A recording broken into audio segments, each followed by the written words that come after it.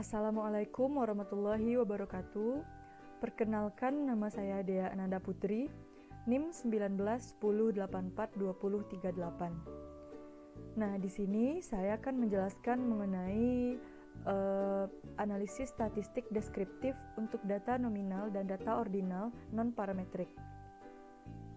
Statistik uji non-parametrik merupakan cabang ilmu statistik yang mempelajari prosedur-prosedur dalam statistik inferensial di mana tidak bergantung pada asumsi-asumsi yang khusus.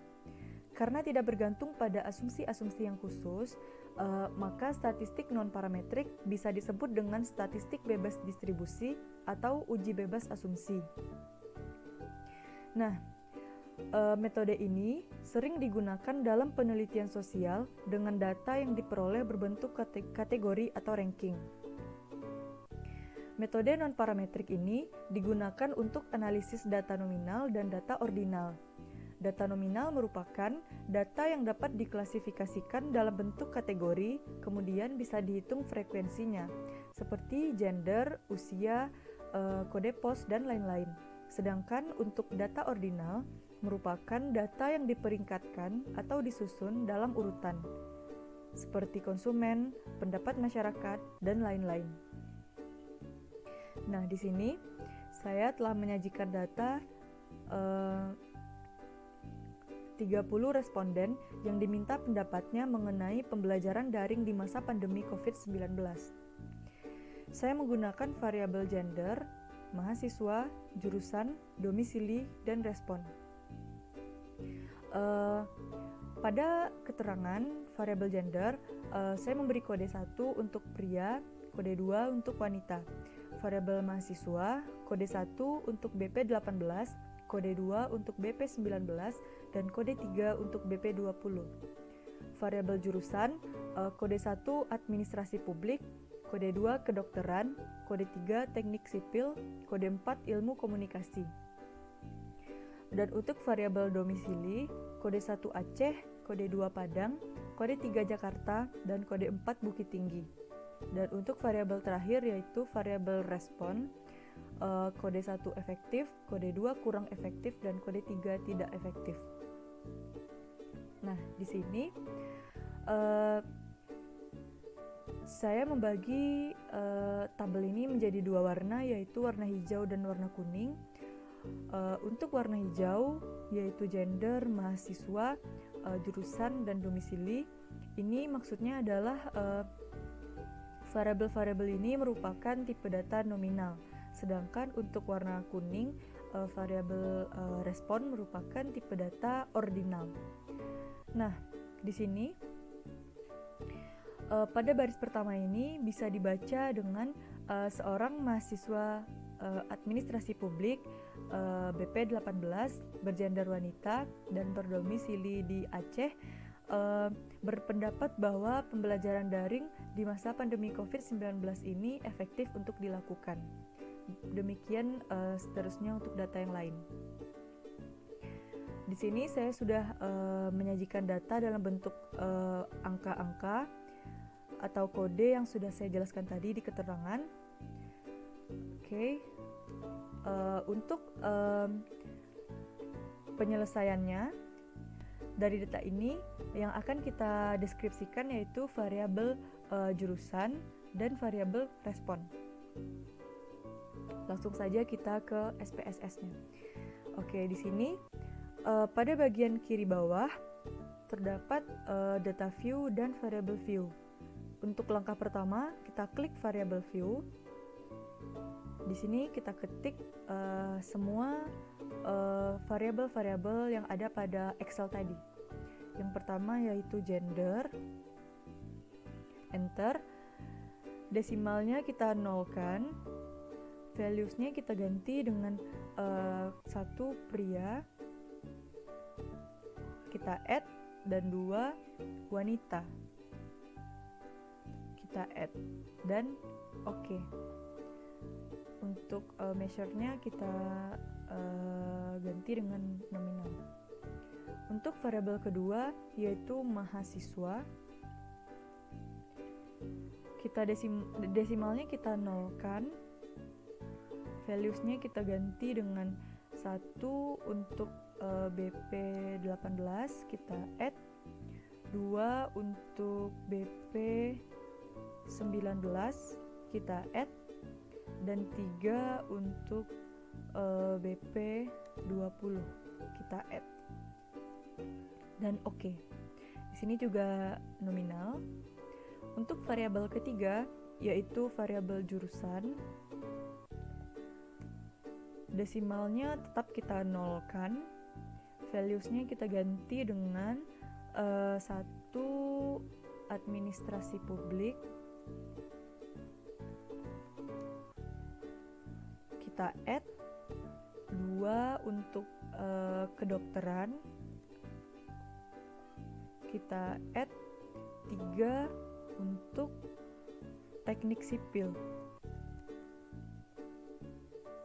kita add, dan terakhir 4 untuk ilmu komunikasi kita add, dan oke.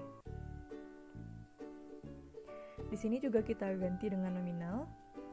Selanjutnya variabel domisili. Pada desimal juga kita nolkan. Pada values kita ganti dengan 1 Aceh kita add, untuk 2 yaitu Padang kita add, value 3 untuk Jakarta kita add, dan value 4 untuk Bukit Tinggi kita add. Oke. Di sini juga nominal. Terakhir yaitu variabel respon. Desimalnya juga kita nolkan. Valuesnya kita ganti dengan 1 efektif, labelnya efektif kita add, 2 kurang efektif kita add, dan 3 tidak efektif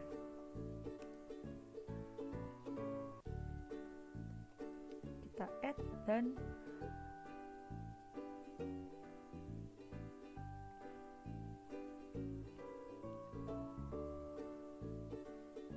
oke, 3 tidak efektif dan oke. Nah, di sini kita ganti respon dengan measure-nya ordinal. Oke. Setelah selesai kita masuk ke data view. Nah, sini sudah muncul semua variabel yang sudah kita tulis tadi. Selanjutnya kita copy, kita pindahkan semua data yang ada di Excel ini ke SPSS kita.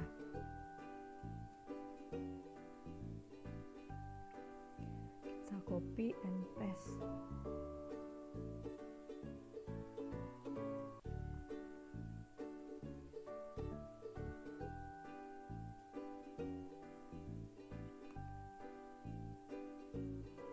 Nah, sudah dipindahkan. Selanjutnya yaitu kita klik Analyze, Descriptive Statistic, Frequencies. Nah, seperti yang sudah dijelaskan tadi, untuk data yang akan kita deskripsikan yaitu variabel jurusan dan respon. Maka variabel jurusan dan respon kita pindahkan ke kotak sebelah kanan. Oke, selanjutnya kita klik statistik. Nah, di sini muncul kotak dialog dengan berbagai macam pilihan ukuran statistik. Namun pada tipe data ordinal dan nominal, kita hanya menggunakan median dan mode saja.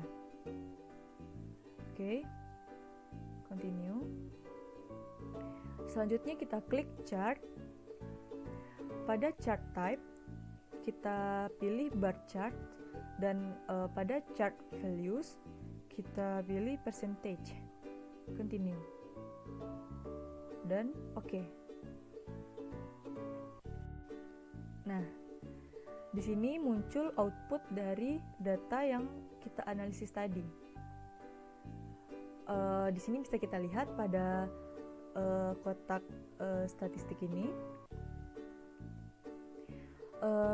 jurusan mediannya ada angka 2, respon mediannya juga angka 2. Pada mod atau modus pada jurusan yaitu 1, respon modnya juga 1. Pada frekuensi tabel administrasi publik pada jurusan, tabel pertama yaitu pada jurusan administrasi publik, frekuensinya 9, kedokteran frekuensinya 8, teknik sipil frekuensinya 6, dan ilmu komunikasi frekuensinya 7 dengan total 30. Pada tabel frekuensi respon, efektif ada 12 frekuensi, kurang efektif ada 8, dan tidak efektif ada 10 dengan total 30. Kita kembali ke kotak statistik. Pada median jurusan, di sini hasilnya yaitu angka 2, kode 2. Nah, kita lihat di frekuensi tabel jurusan.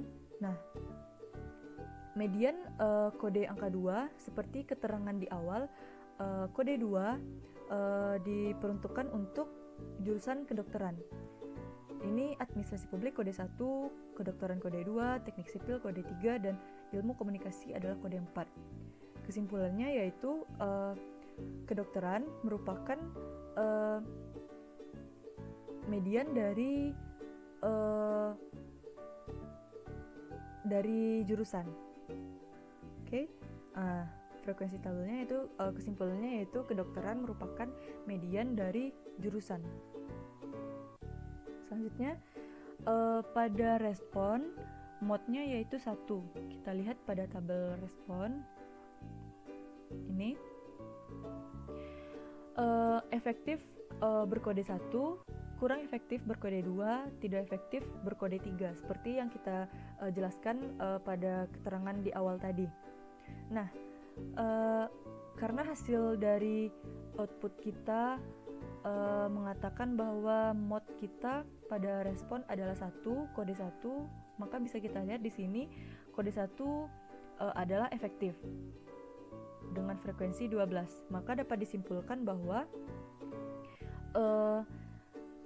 modus atau mod dari respon adalah efektif sebanyak 12 frekuensi. Setelah itu, selain untuk menjelaskan kumulatif, frekuensi tabel juga menjelaskan persentase. Dapat dilihat di sini bahwa persentase dari jurusan, kotak tabel jurusan yang pertama yaitu administrasi publik ada 30%, kedokteran ada 26,7%, teknik sipil ada 20,0%, dan ilmu komunikasi ada 23,3%. Di sini kita bisa lihat bahwasannya jurusan terbanyak adalah jurusan administrasi publik dengan jumlah 30%. Sedangkan yang paling sedikit, persentase paling sedikit yaitu teknik sipil dengan 20,0%. Selanjutnya, kita lihat pada tabel respon. Pada tabel respon, persentase dari efektif adalah 40%, kurang efektif ada 26,7%, tidak efektif ada 33,3%, dengan total 100%. Nah, bisa dilihat di sini bahwasannya respon efektif adalah respon terbanyak, paling banyak dengan jumlah yaitu 40%. Sedangkan untuk respon yang paling sedikit adalah pada respon kurang efektif, yaitu 26,7%. Oke, selanjutnya kita beralih pada chart. Chart chart yang digunakan pada pembahasan kali ini yaitu bar chart yang mana berbentuk gambar batang. Sebenarnya penyajian dari chart ini sama dengan penyajian dengan data pada tabel. Hanya saja data yang ditampilkan pada bar chart lebih simpel dan menarik. Bisa dilihat pada bar chart jurusan administrasi publik memiliki persentase yang paling tinggi yaitu 30%, disusul dengan persentase dari kedokteran yaitu 26,7%. Selanjutnya yaitu persentase dari ilmu komunikasi yaitu 23,3%, dan persentase terkecil atau paling sedikit yaitu persentase dari teknik sipil yaitu 20,0%. Dan pada bar chart respon bisa kita lihat bahwa terlihat respon efektif paling banyak yaitu dengan jumlah 40%, disusul dengan tidak efektif yaitu sebanyak 33,3%, dan respon yang paling sedikit yaitu pada respon kurang efektif yaitu 26,7%. Nah, di sini bisa kita simpulkan bahwa jika dilihat dari MOT, maka menurut pendapat mahasiswa administrasi publik, pembelajaran daring di masa pandemi COVID-19 ini adalah efektif dilakukan. Nah, mungkin sekian penjelasan dari saya mengenai statistik deskriptif, data nominal dan data ordinal non-parametrik. Semoga dapat dipahami. Mohon maaf atas segala kekurangan. Terima kasih. Assalamualaikum warahmatullahi wabarakatuh.